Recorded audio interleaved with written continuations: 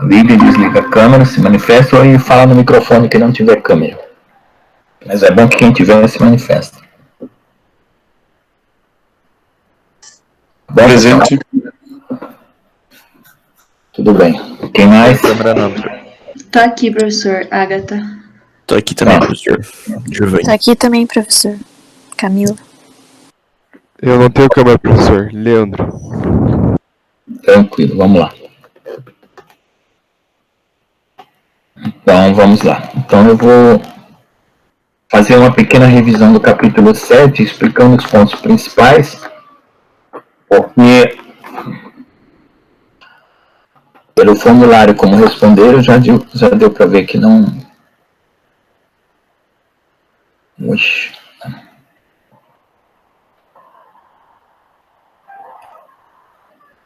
Ah, meu Deus do céu. Opa. Ok. Então, deixa eu apresentar aqui a tela.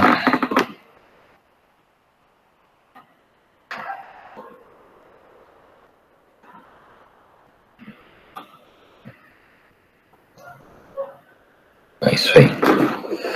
Bom, pessoal, então aqui, esse capítulo ele está recolhendo tudo que a gente aprendeu de equilíbrio de translação, equilíbrio de rotação e aplicando a estruturas reais, né? Então nós vimos os conceitos de barra, vigas, colunas, pórticos e pilares, vimos os esforços ativos, os reativos, externos e internos, os esforços de tração, compressão, né, e assim por diante, flexão. Somente a definição, não aplicamos ainda nenhum cálculo. Aí de vigas nós só fizemos flexão por diagramas de carregamento, né? E forças de reação e momento fletor. Então, por enquanto, você vai só entender os conceitos, saber classificar os carregamentos e saber calcular reações. São os objetivos básicos desse capítulo, né? Então tem vários conceitos aqui de resistência dos materiais, né, relacionados às cargas, às deformações, né, que são aplicados a projetos de materiais, estruturas ou máquinas, né? No caso, ainda falta ver outras formas de carregamento usando a lei da elasticidade. Então aqui nós temos que sempre uma força, se ela está aplicada na superfície, ela vai para o volume, e quando é na superfície você tem o que a gente chama de esforço externo ou ativo, né, com a sua reação, que aí se chama de esforço reativo, e quando ela vai para dentro do material, lá dentro ela vai se chamar de esforço interno, né? Ele pode ser tanto solicitante como uma reação interna também, certo? Então o fato de ter ação e reação, ela pode acontecer na superfície quanto no interior. E a ação e a reação é devido à terceira lei de Newton, né? É a lei que define que sempre para uma ação vai ter uma reação. E a gente está sempre considerando que a situação não pode ultrapassar a resistência interna para não haver fratura, e no máximo elas têm que se equilibrar. Pode ser até menor, mas tem que se equilibrar. Aí existem estruturas que são feitas de diferentes materiais, e nós vamos considerar para essa nossa disciplina somente materiais elásticos frágeis, até o limite da ruptura, né, para a gente fazer as contas. Não considera plasticidade, nem viscoelasticidade, enfim, existem outros materiais, outros comportamentos, mas a gente não está considerando aqui. E aí o que acontece? A ideia aqui é sempre procurar o equilíbrio e até atingir o limite de resistência, né, para fazer dimensionamento através de comprimento, espessura, largura, né, e a própria resistência do material para fazer esses dimensionamentos. Então aí você tem que calcular sempre as cargas, as reações e ver as distribuições e os pontos de quebra. Nos pontos de quebra é onde você vai ter o limite máximo de carga que é possível colocar na estrutura para poder saber qual material usar. Aí o que acontece? Você estabelece a condição de equilíbrio, né? Aí o equilíbrio ele tem que ser de translação e de rotação, você não quer que ele desloque nem ele gire. Tá? Então quais são os elementos que a gente trabalha nesse tipo de cálculo? São as barras, as placas e os blocos. Né? Lembrando que barra é quando um comprimento é muito maior que as outras duas direções. As placas duas direções que sejam espessura e largura ou altura, aliás, quando a espessura é menor do que a largura e a altura, ou seja, duas dimensões são próximas e uma muito menor, aí é placa. E quando todas três são muito próximas, é bloco. Aí as barras elas estão divididas em situações conforme a sua aplicação, né? Então aí nós temos barras pilares, barras compressores, vigas e pórticos, né?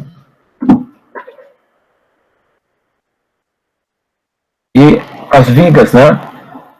É um elemento estrutural sujeito às cargas transversais. Sempre que as cargas forem transversais, né? A gente vai chamar isso de viga. E as placas, elas podem ter diferentes situações, né, que é geral placa, é uma denominação geral, mas ela também pode ser chamada de casca. Aí, você classifica como chapa, viga, placa ou casca, dependendo da situação de carregamento. Né? Quando o carregamento é na espessura, né, em todos os lados, se chama de chapa. Quando ela está apoiada e o carregamento é transversal, se chama de parede, ou viga parede, né? Quando ela é sobre a superfície, diretamente sobre a superfície, paralela ao vetor normal da superfície, né? Nas outras situações é perpendicular, né? Aí dá maior superfície, na verdade, né? Então aí você chama de placa. Aí se ela tiver curvada, dobrada, né? Você pode chamar de casca, cúpula, né? E folha prismática.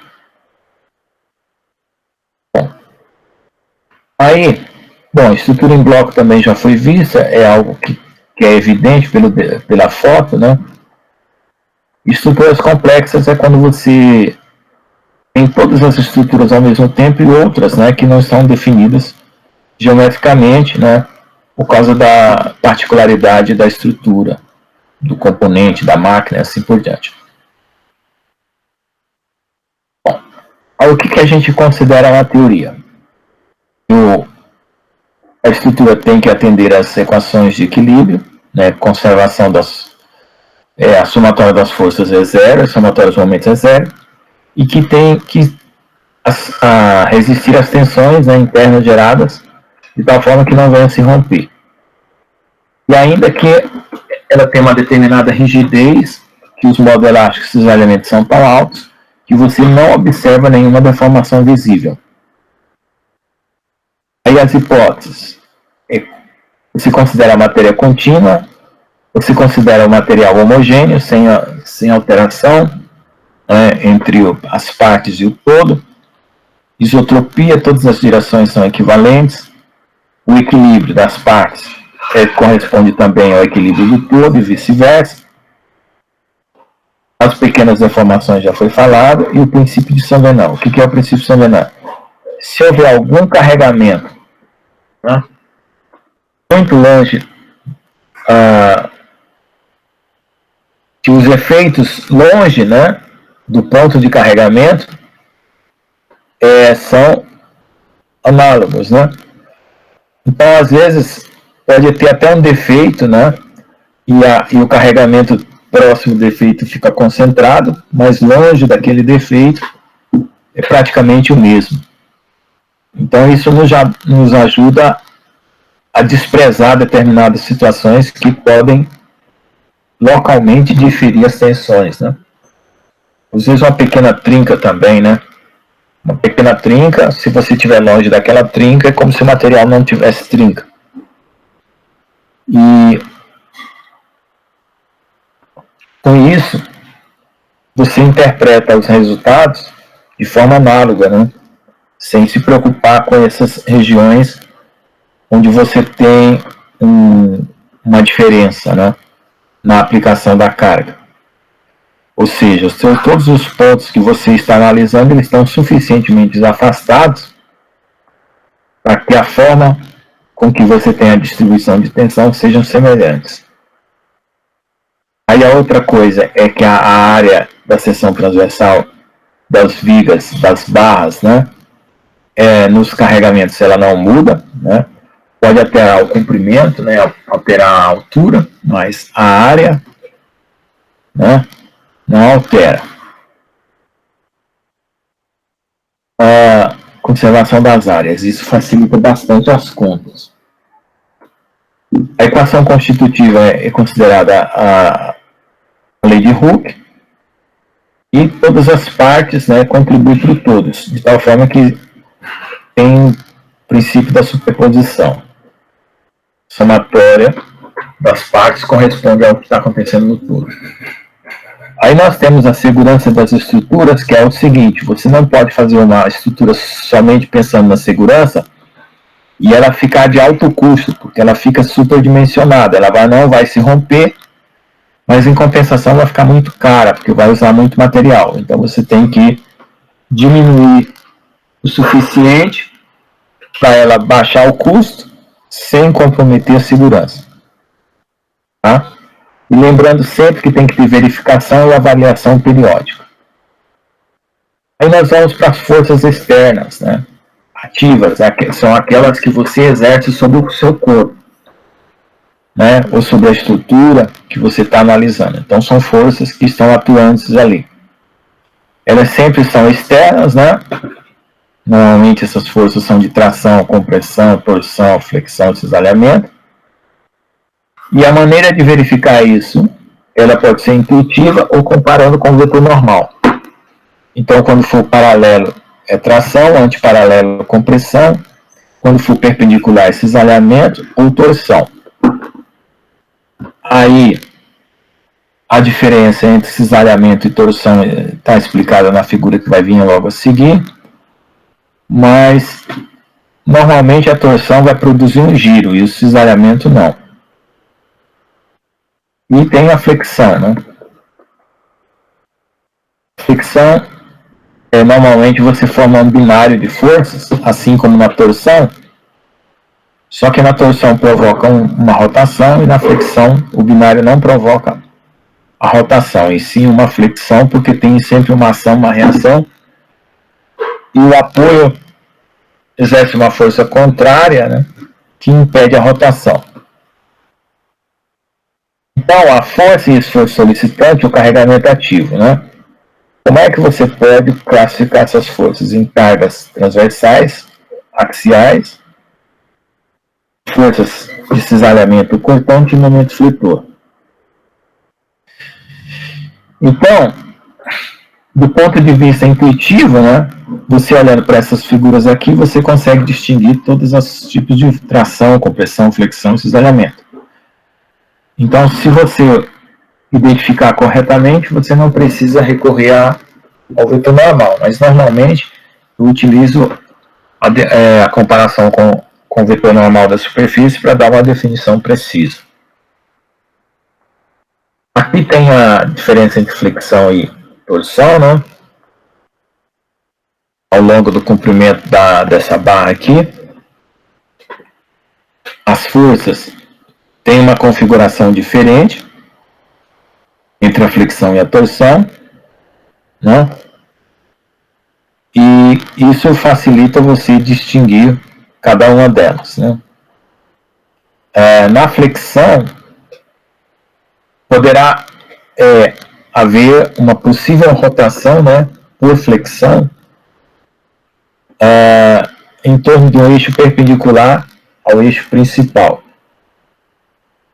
E na torção, né, a rotação vai ser em torno do próprio eixo do comprimento, que é o eixo principal. Bom, então esses esforços ativos, eles transformam-se em reativos, né, pela terceira lei, e eles passam para dentro da superfície, aliás, para dentro do material, né, eles saem da superfície, vão para dentro do material, e eles podem ser chamados internos solicitantes ou resistentes, dependendo do que você está considerando. Então, se você estiver dentro de um grão, por exemplo, de um material, o grão que você está considerando estiver recebendo uma força, essa força é interna solicitante. Aí, se esse grão reagir a uma força interna, a reação você chama de esforço interno resistente. Os graus de liberdade são 6, 3 de translação, 3 de rotação, e podem ser restringidos por apoios. E lembrando que toda restrição produz uma reação correspondente. Não existe restrição sem reação. Aí essas restrições são chamadas de vinculações, né, ou restrição mesmo. E aí tem os tipos de apoios que a gente pode utilizar para obter essas restrições. Então esses apoios, eles podem estar na horizontal e na vertical, né? Eles podem oferecer um deslocamento em uma direção e mantendo restrito a outra, e vice-versa. Ele pode ser um engastamento tanto na horizontal quanto na vertical. Ele também pode ser uma restrição inclinada, né? E pode ser também uma liberdade que é dada de translação apenas em uma direção, que também pode ser inclinada. Aí, conforme cada um deles, você tem a definição deles, apoio fixo, né? Quando está tudo restringido, apoio móvel com uma direção, com uma restrição parcial apenas de uma direção, engastamento, que restringe a rotação, né, em uma ou duas direções, e assim por diante. Aí, as estruturas que têm reações de apoio, elas são estruturas que podem se chamar de estaticamente determinadas, né? E nesse caso nós temos ação e reação, né, que pode ser definida em 2 ou 3 dimensões. Tá? Deixa eu ver o que mais. Isso. Aí vem a classificação de uma outra coisa importante, que é as flexões. Ela pode ser pura, quando só tem um momento fletor. Ela pode ser simples, quando tem um momento fletor e uma força cortante junto. E pode ser composta, né? Nesse composto, ela tem 3 esforços internos: esforço normal, cortante e momento fletor.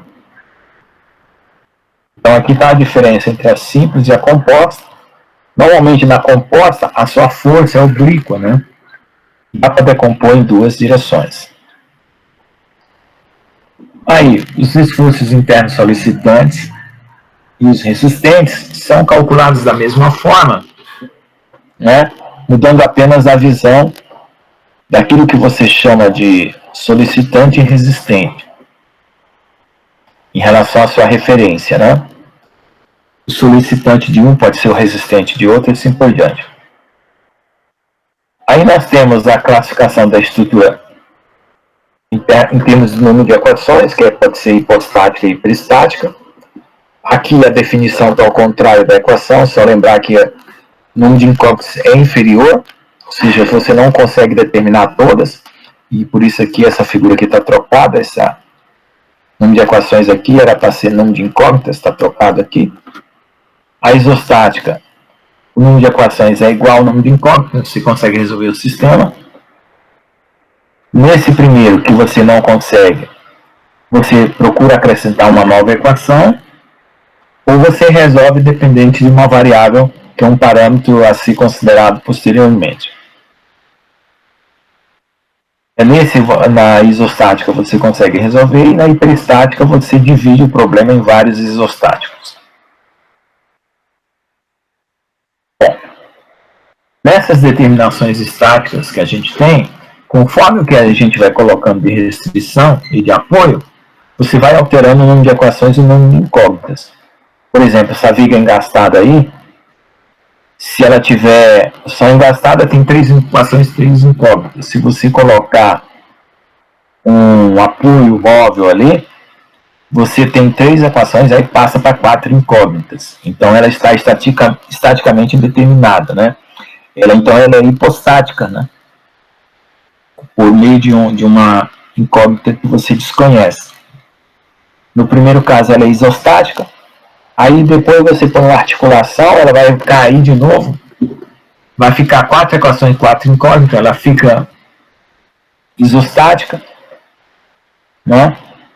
Você pode tirar o engastamento e deixar só a articulação com 2 apoios, ela também fica isostática. Aí se você colocar um apoio no meio, você vai ter uma hiperestática, né? Aliás, uma hiperestática não, uma hipostática novamente, né? Deixa eu ver, é isso. Bom, aí os tipos de viga, como é que elas podem vir carregadas, né? Ela pode ser apoiada, simplesmente apoiada, né, em balanço, ou engastada, né, e apoiada.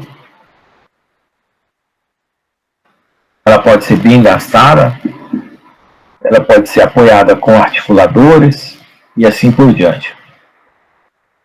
Os carregamentos, eles podem ser localizados e distribuídos, né?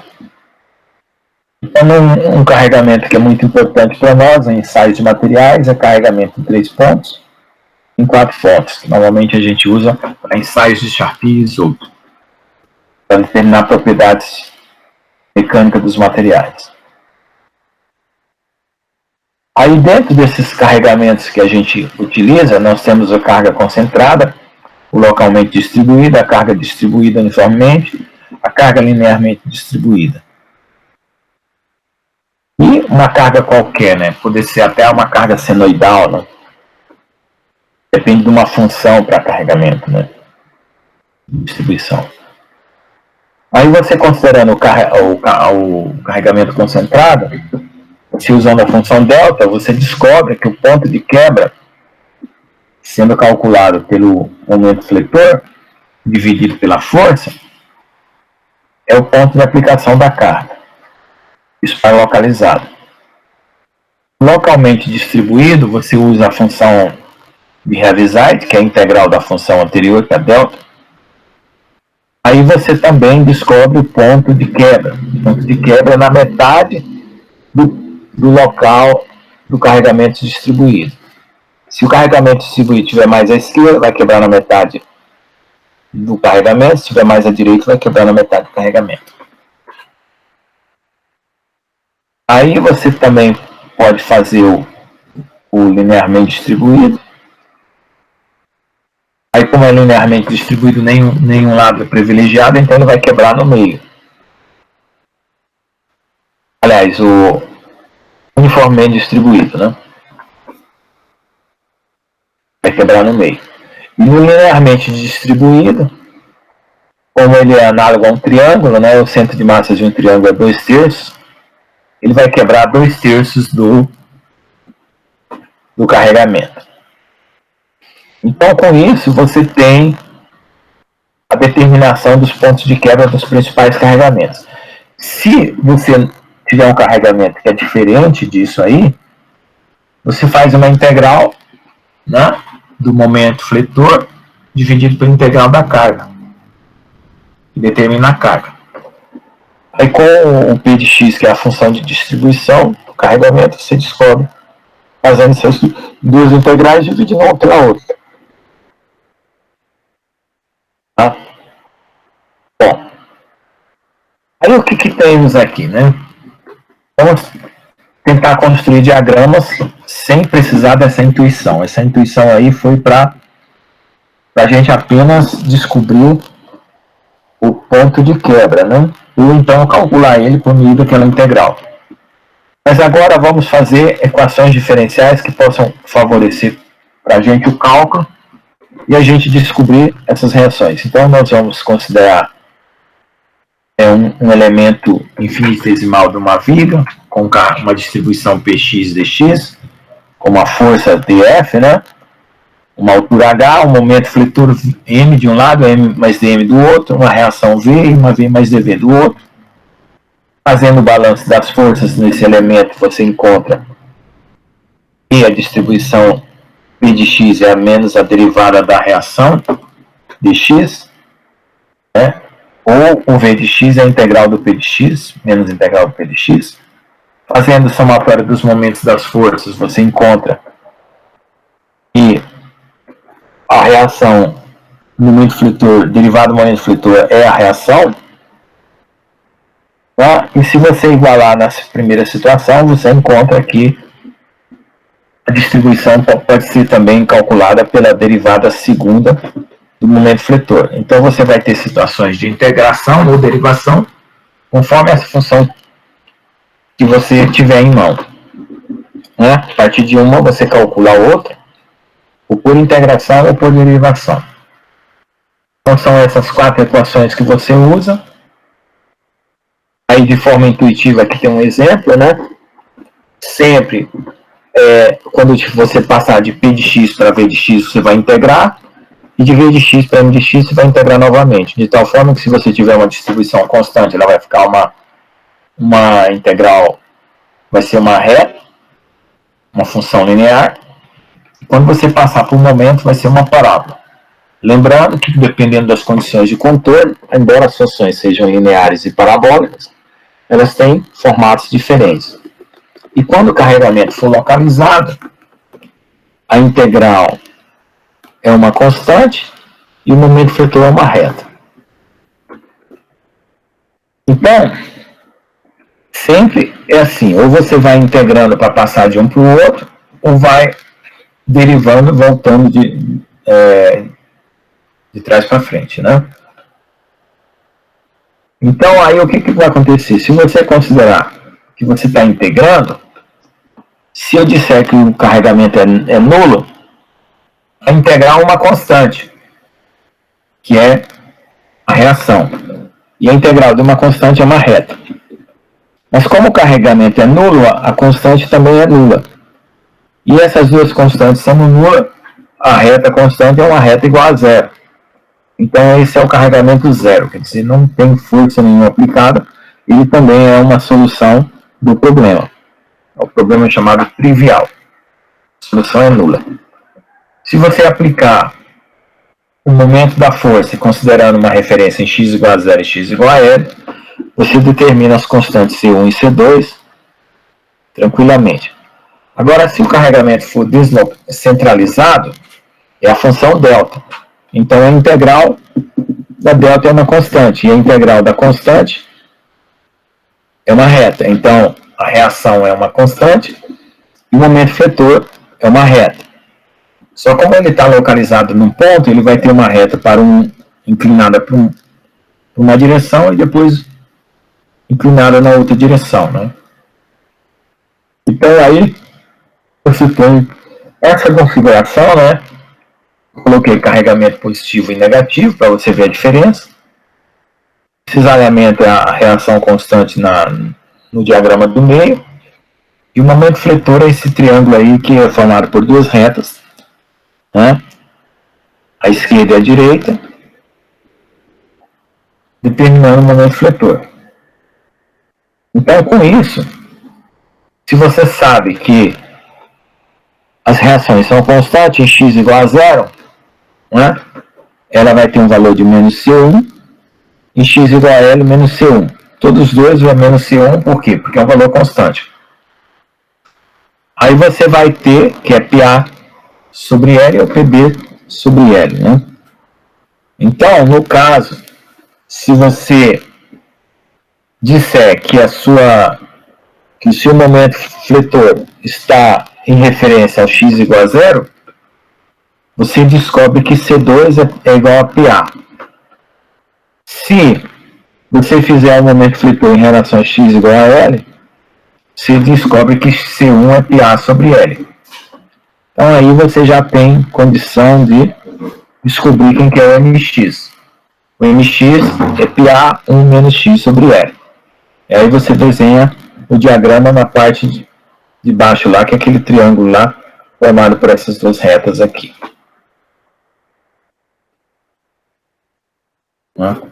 Bom, esse foi a situação do carregamento concentrado. Agora, se a situação for de carregamento constante, uniformemente distribuído, né? O π é constante, a integral da constante é uma reta, também vai ter um C1 e um C2, e o integral da reta, que vai ser o momento fletor, é uma parábola. Você também tem condição de calcular esse C1 e C2 aí. Calculando esse C1 e C2, você vai determinar completamente a sua equação e vai poder traçar esses diagramas aqui conforme está o desenho, né? O desenho nada mais é do que a própria equação descrita de forma gráfica, né? Então, para x igual a L, você tem que a menos C1x mais C2 é P0L sobre 2. Aí você descobre que isso aí é o próprio menos P0L sobre 2 é o próprio C2. Para x igual a L, você também tem o mesmo valor. Aí você descobre que C1 é menos P0. Aí você usa esses dois valores C1 e C2 que você acabou de calcular e volta na equação lá e descobre que o seu Vx é P0 vezes, que multiplica x menos L sobre 2. Aí você já tem isso, né? Você vai substituir nessa outra equação aqui do momento de uma força para x igual a L, x igual a 0. E aí, substituindo, você vai ter que o M, o momento fletor, vai ser P0 sobre 2 menos x ao quadrado mais Lx. Aí, se o carregamento for linear, então o carregamento é do tipo AX mais B.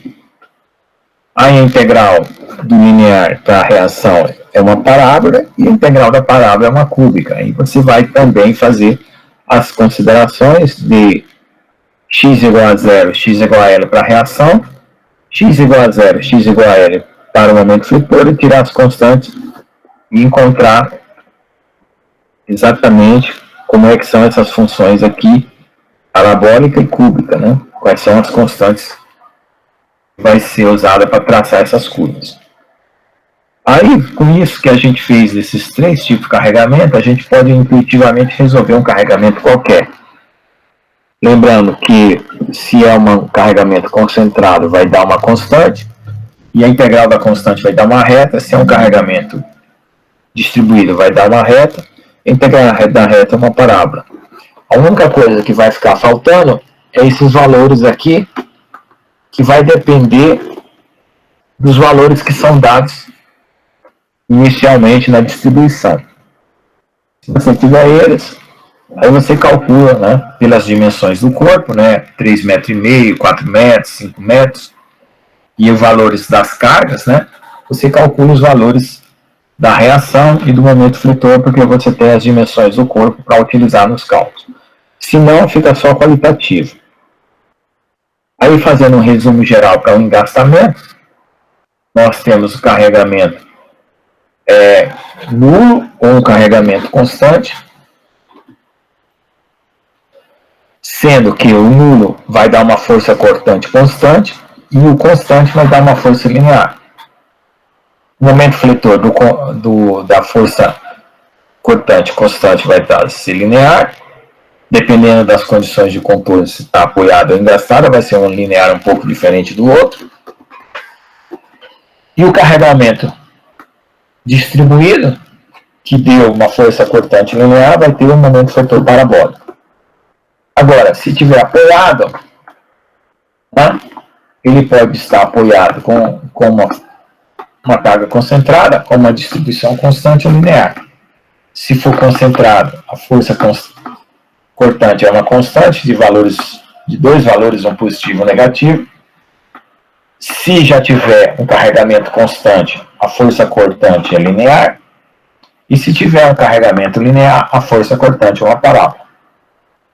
Bom, e o momento fletor? O momento fletor de uma constante vai ser linear, do outro, que tem uma forma de carregamento uniforme, vai ser um linear, porém com uma parábola para o momento fletor. E aquele que já for linear no seu carregamento vai ter uma parábola na força cortante, vai ser uma cúbica no momento fletor. Então aí nós temos intuitivamente a situação de integração de cada um deles. Aí você pode também utilizar-se das convenções de sinal de força, positiva para a direita e negativa para a esquerda, e as reações também, e positiva para cima e negativa para baixo, para as forças e reações também. Os momentos fletores, ação e reação, né? Para o sentido horário, você considera positivo, e o anti-horário, o negativo. Bom, o que vai acontecer? As condições de equilíbrio, elas vão estar em três direções, três ou duas direções, né? Então a somatória das forças das componentes também naquelas direções tem que ser nula. O momento é a mesma coisa, ele vai estar em três direções ou duas direções. Então a somatória dos momentos naquelas direções também tem que ser nula. Lembrando que os momentos fletores sempre vão ser dados pela regra da mão direita, batendo a força na direção da posição e apontando o polegar para cima, você descobre a direção do momento. Né? Fazendo os cálculos de um esforço ativo e reativo em uma carga concentrada, né? Você, considerando apenas as forças na direção Y, né? Porque as X são todas nulas, então não precisa calcular. Na direção Y, você tem o VA mais VB igual a P, ou seja, você sabe que a soma das duas reações é igual à própria carga que está sendo aplicada, isso por causa da terceira lei de Newton. Aí fazendo a referência em X igual a L, você descobre quem que é VA, fazendo a referência do momento fletor em X igual a zero, né, você só troca a referência, a equação de momento fletor é a mesma, né? Então você descobre o VB. Aí você já tem o valor da reação VA e VB, só que agora você quer a função de distribuição em função do comprimento, que é a reação Dx e Mx. Aí você pega esses valores de VA e VB e guarda eles, faz a aplicação da somatória das forças igual a zero na direção x e y para um corte. Como x não vai dar nada, você usa apenas a somatória em y e descobre que o Vx é menos VA. Você já tem o VA, então dá menos PB sobre E. Aí você faz uma somatória de momento ou torque igual a zero para a translação, usa uma referência o próprio x mesmo. Aí você descobre que o Mx é PBL, PB sobre L vezes x, que é a função linear. Então, se você fizer o corte do outro lado da carga, que ela está sendo aplicada numa posição, tem um lado esquerdo e um lado direito, você descobre o Vx do outro lado, fazendo a somatória das forças igual a zero. Né? Aí se você, fazendo o corte do outro lado, você considerar a somatória dos momentos, você vai descobrir também quem que é o Mx do outro lado. Aí com o Mx do lado esquerdo e do lado direito, e o Vx do lado esquerdo e do lado direito, você monta o diagrama que já foi visto intuitivamente e que deve dar o mesmo resultado. Se o seu carregamento for uniformemente distribuído, a receita é sempre a mesma, somatória das forças igual a zero, descobre quem são as reações, VA mais VB é P0L, que é P0 é uma constante e L é uma constante, carregamento constante. Fazendo a referência x igual a, você descobre quem que é o VA, fazendo a referência em x igual a L e em x igual a 0, você descobre quem é o VB. Fazendo um corte, você descobre quem é o Vx, para a somatória das forças. E para a somatória dos momentos, você descobre quem que é o Mx. Aí você pode fazer a referência x igual a 0 e x igual a L, que vai dar na mesma. Por quê? Porque essa viga aqui, ela não tem lado, né? Preferencial. É uma distribuição uniforme. Você apenas utiliza um x qualquer para fazer o corte. Não vai dar diferença. E os diagramas podem ser construídos a partir das equações que a gente acabou de resolver, para cada um desses três casos aí que nós estamos vendo, né? Tanto positivo quanto negativo. Aí você tem uma distribuição constante, uma reação linear e um momento flitor parabólico. Aí, se for localmente distribuído, você também repete a mesma receita, por somatória das forças igual a 0. Se descobre que a reação VA mais VB é P0xB menos XA. XB menos XA é a ponto de distribuição, né? Da localização dessa distribuição aqui no começo é XA, no fim da distribuição é XB. Você faz a referência x igual a 0 e faz o momento flitor igual a 0. Aliás, x igual a L, o momento flitor igual a 0. Você descobre quem que é o seu VA, né? Se você trocar a referência, você descobre quem que é o seu VB. Aí você faz um corte antes. Dá para fazer até 3 cortes, né? Antes, no meio da distribuição e depois. Aí você descobre quem que é o Vx nas 3 posições. Do lado esquerdo, em cima da distribuição e do lado direito. Se você fizer o momento flitor em x igual a 0 também, você vai encontrar o Mx.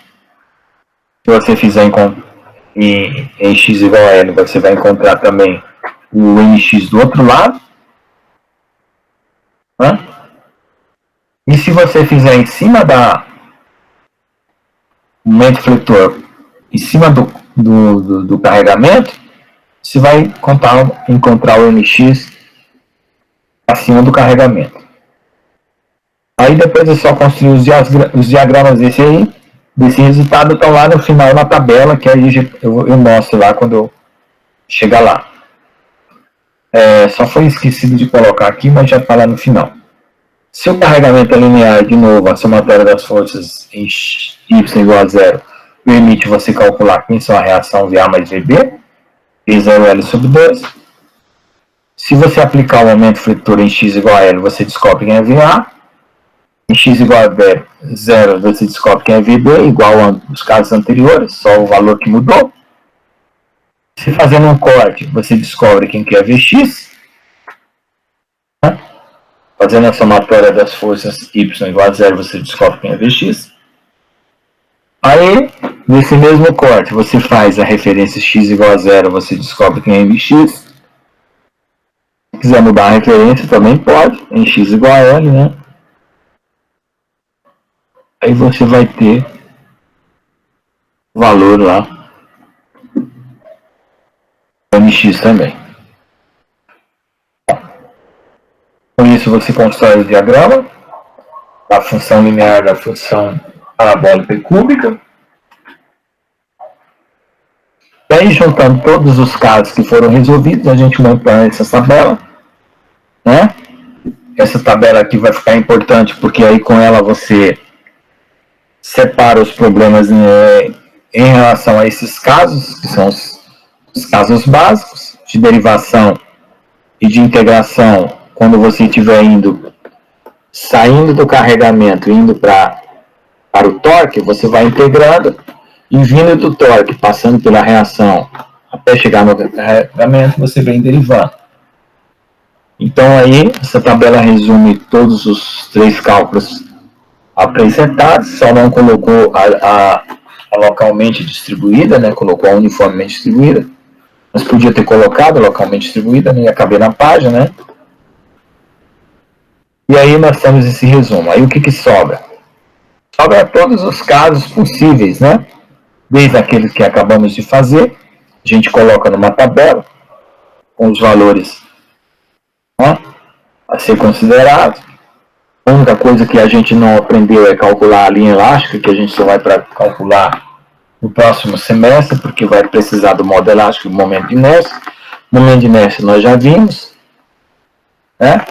Vai ser para a seção transversal dessas barras. Se essa barra for triangular, a seção transversal dela for triangular, usa o momento de inércia triangular. Se for retangular, usa retangular. Se for cilíndrico, usa o cilíndrico.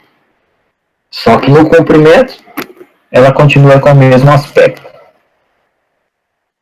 Aí nós temos todos os problemas possíveis, né? De carga, né? E carregamento aí, ó. Olha aquele lá, o localmente distribuído.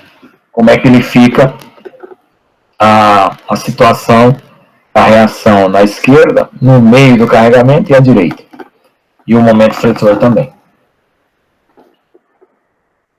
Se a carga for concentrada no centro, isso já foi visto. Se a carga for concentrada ou à esquerda ou à direita, também está aí o valor.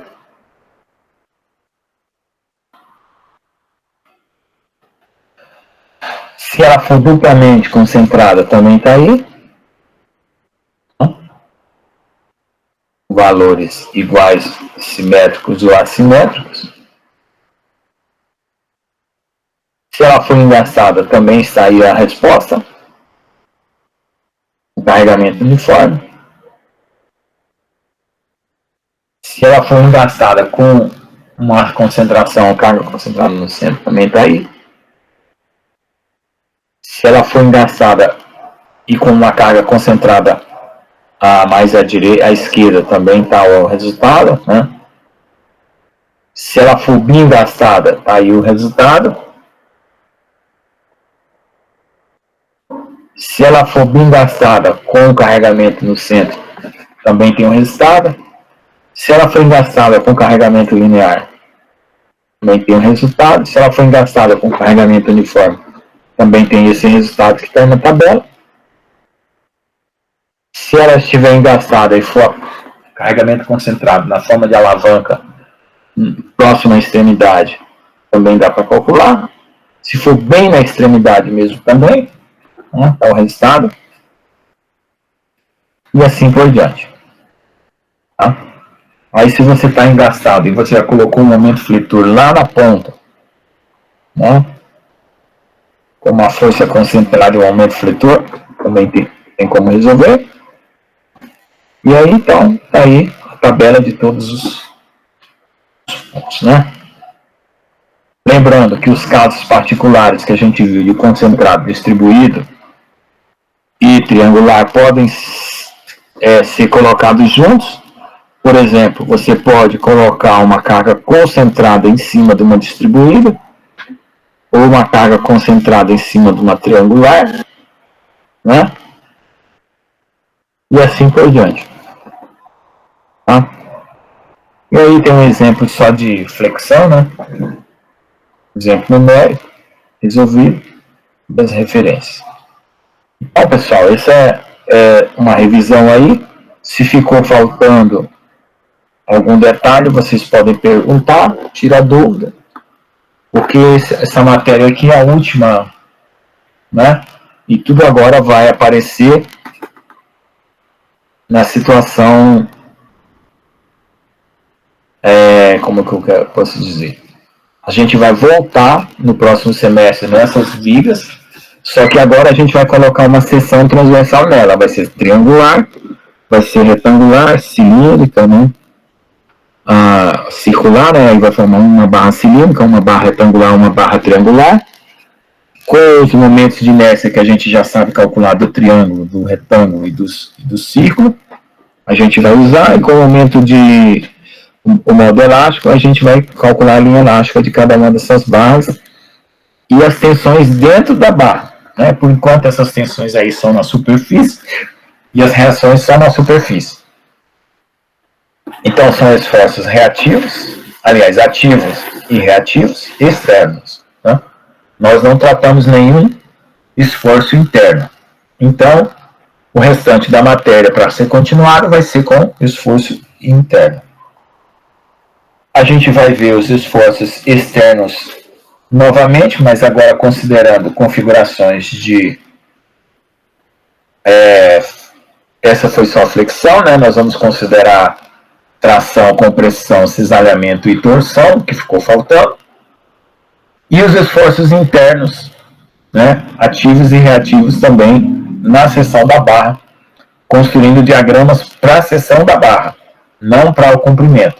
Esses diagramas que a gente construiu aí foi só para comprimento, ao longo do comprimento da barra, mas existem diagramas também internos, que são os diagramas para as seções transversais da barra.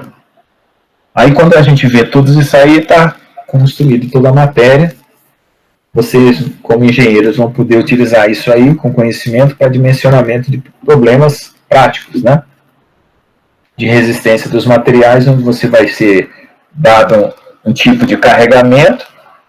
Não, aí você vai descobrir qual material você vai usar, né? No caso, um material elástico linear, mas com um limite de ruptura superior ao carregamento, né?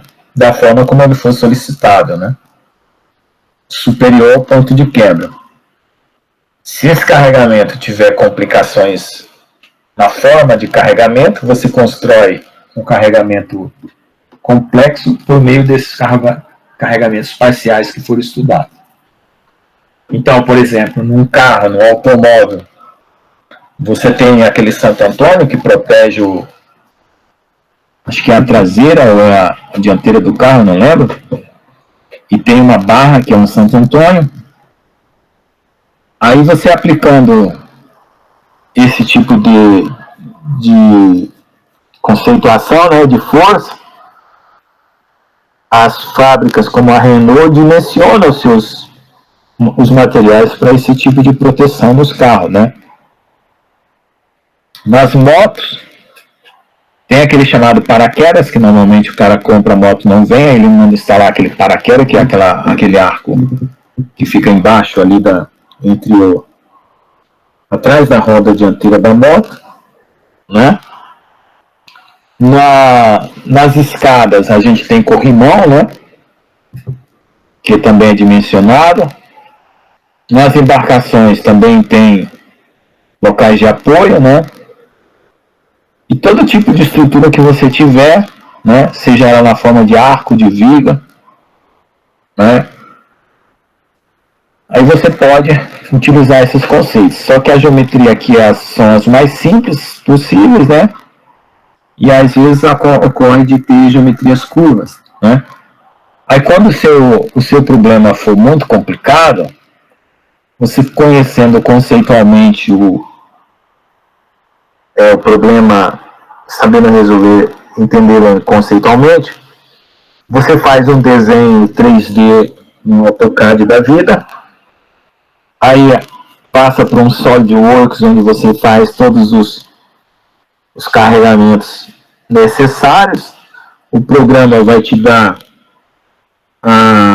os diagramas de força, as concentrações das cargas, os pontos de ruptura. Aí com esses dados, né, você analisando como engenheiro, vai dimensionar a sua peça, mais espessa, menos espessa, mais comprida, menos comprida, e o material que você vai usar para o problema que você tem na sua indústria, no seu produto que está sendo fabricado, né, ou projetado. No laboratório, normalmente a gente tem ensaios de tração, compressão, né, até o pastilhamento do material. Se você desenhar um pastilhador, você também pode aplicar esses cálculos que a gente acabou de ver aí e calcular aí qual é a pressão máxima que um pastilhador, né, para comprimir um material, né, compactar, qual é a pressão máxima que você pode ter, né, e qual é o material que vai resistir a essa compactação aí. Às vezes em moldagem também, né? Indústria cerâmica, você tem moldagem de peças, né? E a estrutura a ser moldada também sofre carregamento, ela vai ter uma distribuição de força.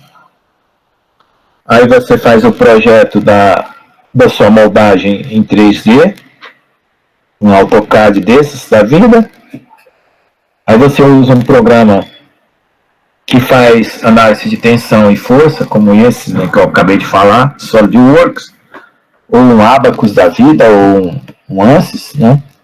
Aí você vai ter esses dimensionamentos também, né? Então serve para a indústria cerâmica, indústria automobilística, indústria de metais, polímeros também, né, quando o material for polimérico, indústria cerâmica e indústria metalúrgica, né? Desde a indústria de copo, prato, né, parte cerâmica, vasos, peças de motor, eixos, e no caso de materiais metálicos também, ou materiais poliméricos, que, por exemplo, no carro, nos automóveis e nos meios de transporte em geral, se utiliza muito plástico, que estão sofrendo aí carregamentos também, né?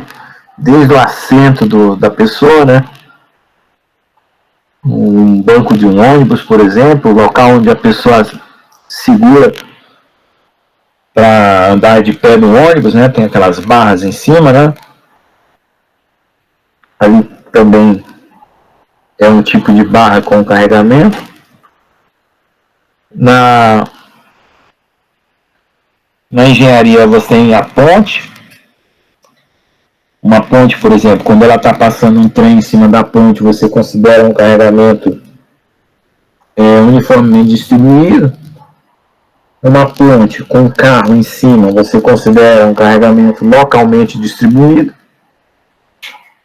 Ou então, quando você tem uma ponte que alguém está fazendo um serviço de britar com uma britadeira, né, quebrando um pedaço da ponte, você considera carregamento concentrado. Ou qualquer situação, né?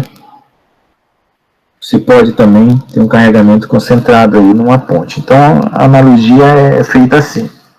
Aí você pode fazer um modelo unidimensional, que é uma linha só, como uma viga como essa que nós vimos, um modelo bidimensional, uma chapa, ou um modelo tridimensional, né, num bloco. E aí cada um você vai usar conforme a necessidade. Tá bom? Então, se vocês não tiverem mais dúvidas, então essa é a matéria básica, né? Que no próximo semestre a gente vai aprofundar um pouquinho mais. Ok? Caso vocês tenham dúvida, é só perguntar, senão estão liberados. Leiam a apostila, estudem as aulas, verifiquem se tem algum erro na apostila, mande para mim para eu corrigir. Né? Compare os resultados para ver na tabela se está igual ao que está no texto. Manda me avisar. E responda o questionário que eu vou preparar, já vou mandar na sequência aí. Eu acredito que até semana que vem eu já mando o questionário, né? Porque hoje é sexta-feira. Eu vi aí segunda, terça-feira eu já mando. Tá bom? Muito obrigado.